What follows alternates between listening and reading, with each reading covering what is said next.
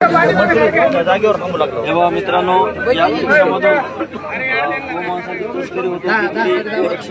गाडी नंबर वगैरे आला पाहिजे, गाडी नंबर सुद्धा बघू शकता आपण की या रिक्षातून होत असताना वाळूज MIDC पोलीस स्टेशन अंतर्गत इथं कत्तलखाना सुद्धा आहे, तो सुद्धा बंद करण्यात यावा अशी मागणी गोरक्षकांकडून होत आहे। तरी खूप मोठ्या प्रमाणात जे गोमांस विक्रीसाठी जात असताना हा रिक्षा पकडला आणि यावर साहेबांनी तात्काळ कारवाई करावी अशी मागणी पंचनामा स्पॉटला करून इथला कत्तलखाना बंद करावा आणि गोमांस विक्री थांबविण्यात यावी अशी सर्व नागरिकांकडून मागणी करण्यात येत आहे।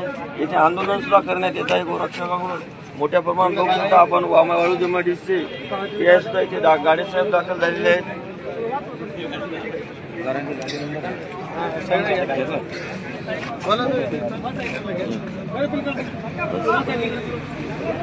बघा या रिक्षामधून या गोमांसाची तस्करी होत होती, तरी गोरक्षकांनी हा पूर्ण रिक्षाची तोडफोड केली आहे। यातून मोठ्या प्रमाणावर संशय आल्यानंतर रिक्षा पकडून यातून गोमांस बाहेर काढलं आणि कारवाई करण्याची मागणी सुद्धा होत आहे।